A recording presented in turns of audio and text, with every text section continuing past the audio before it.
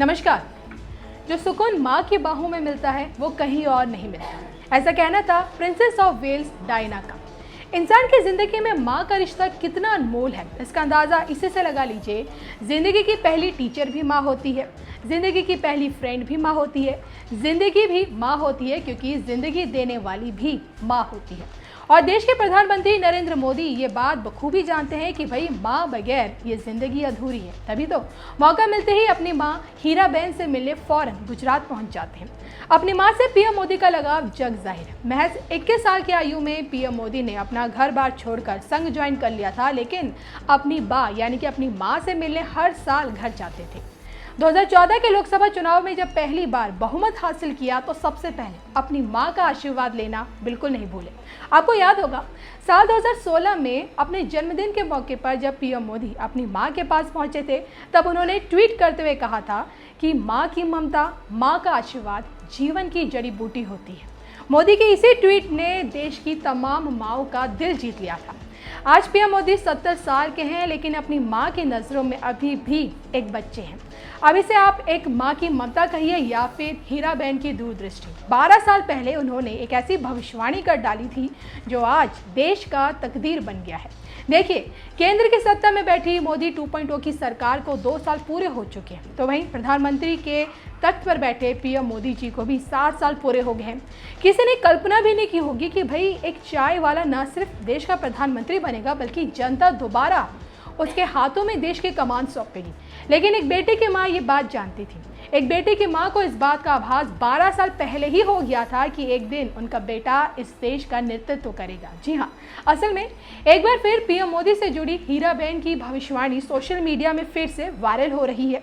माँ हीराबेन 2 दशक पुराना उनका ये इंटरव्यू वायरल हो रहा है और इस इंटरव्यू में हीराबेन ने यह भविष्यवाणी की थी कि एक दिन मेरा बेटा देश का प्रधानमंत्री जरूर बनेगा।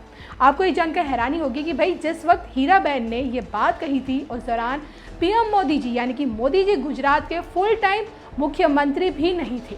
गुजरात विधानसभा चुनाव के नतीजे आने से पहले मोदी जी राज्य के कार्यवाहक मुख्यमंत्री के पद पर थे, लेकिन उस वक्त पीएम मोदी की मां ने ये यकीन जताया कि भाई उनका बेटा ना सिर्फ विधानसभा चुनाव जीतकर गुजरात का मुख्यमंत्री बनेगा, बल्कि एक दिन इस देश का प्रधानमंत्री भी बनेगा। पीएम मोदी से जुड़ी माँ हीराबेन की ये भविष्यवाणी आज देश की तकदीर बन गई है, क्योंकि पीएम मोदी के नेतृत्व में ही देश प्रगति की सीढ़ियां चढ़ रहा है।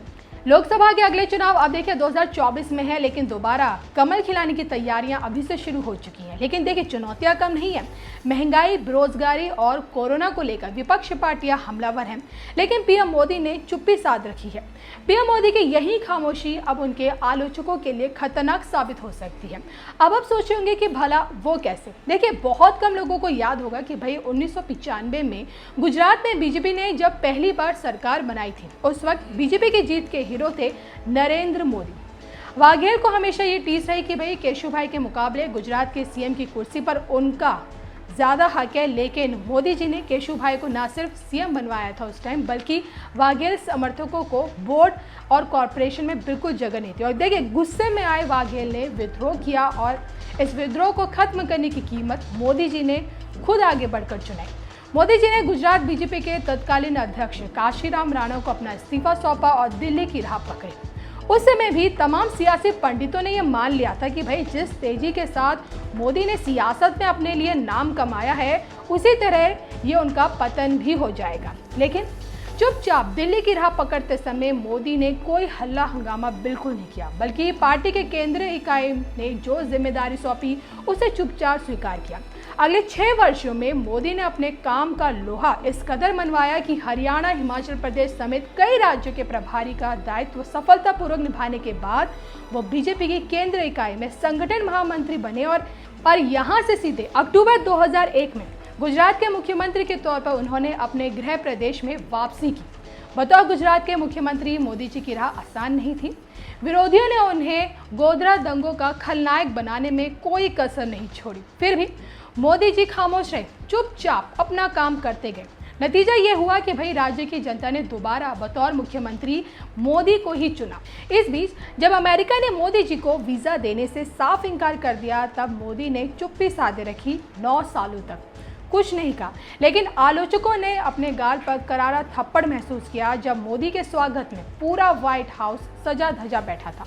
लोकसभा चुनाव से पहले मोदी को एक बार फिर से अंदर से ही चुनौती मिली। लाल कृष्ण आडवाणी ने मोदी जी के पीएम के तौर पर उम्मीदवारी का विरोध किया। मोदी ने तब भी अपना आपा नहीं खोया, कोई बयान नहीं दिया और आखिरकार अपने दम पर पार्टी को 2014 में केंद्र में सत्ता में लेकर आए।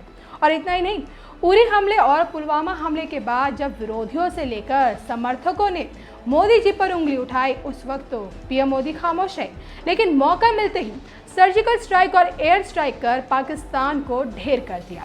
देखिए, चाहे चुनौती का जवाब देना हो या फिर किसी से बदला लेना हो, पीएम मोदी अपने हिसाब से समय तय करते हैं और ये खामोशी उनकी कमजोरी नहीं बल्कि असल ताकत होती है।